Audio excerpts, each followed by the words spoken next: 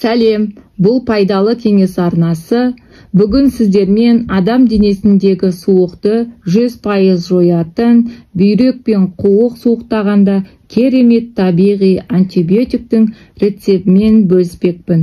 Бұл видеоны соңына дейін қарап, маған лайк басып, комментарий жазып, тіркеліп, қоңыраушана басып кетіңіз. Жалпы адамзат үйінде үнемі тұратын бұл көкөніс күнделікті асымызға қосып, тағамымыздың дәмін келтіретін пияз жайлы болмақ. Пияз жыл 12 ай дүкенден табылатын көкөніс. Пиязды біле білсеңіз, табиғи керемет антибиотик, әлемді мойындатқан. Пияздың құрамында түрлі дәрумендерге бай, минералдарды, тұз, органикалық қышқыл, зиянды микробтарға қарсы төтеп беретін, көзді ашытатын, ұшпалы фитоницид деген зат бар. Ол ауадағы ауру тарататын микроб, бактерияларды жоятын қасиеті бар. Мен осындай көлемде 2 түрлі пиязды жуып тазалап алдым. Бір пиязды сыртындағы қабыршағынан осылайша аршып, бөліп тазаладым. Пияздың қабығын тастамай арнайы ыдысқа осылайша салып, суымызды дайындап, үстінен қабыршағымызды батып тұратындай су құямыз. 500-600 мг көлемінде су құйып, қайнатуға қоямыз. Отта 5-7 минуттай көлемінде қайнауы керек.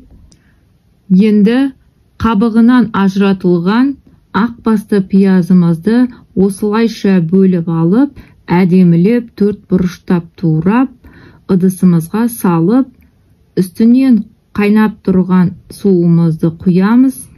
Пиязымыз батып тұратындай өлшемде болуы керек. Енді мұны арнайы матамен бүркеп 2 сағатқа қойып қоямыз.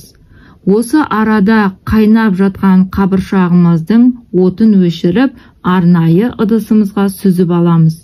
Сүзіп алған суымыздың түсі өте әдемі болды.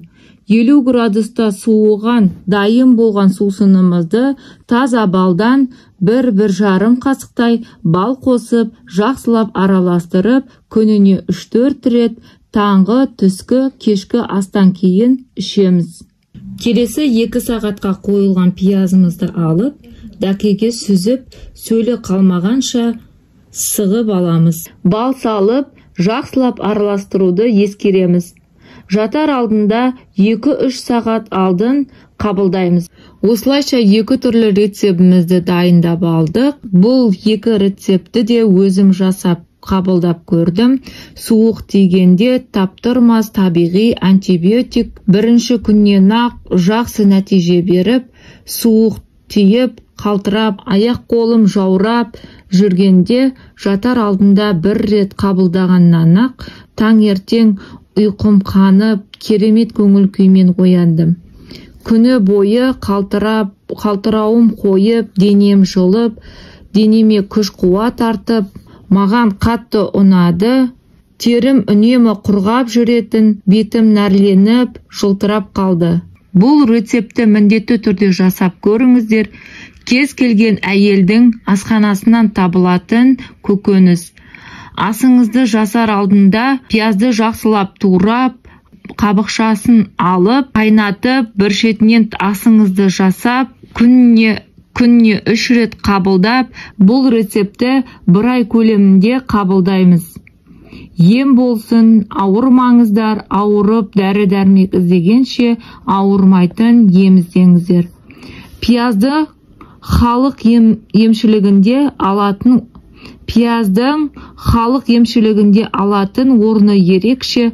Онымен тұмауды, жөтел, суық тигенде қайталанатын, суық тиюді қайтаратын қасиетке ие.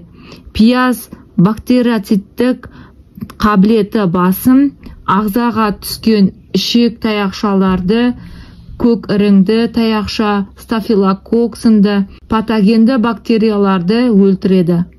Құрамында эфир майы мол, дәруменге толы, пияздың қасиеті осындай. ем болсын, ауырмаңыздар, міндетті түрде жасап көріңіздер.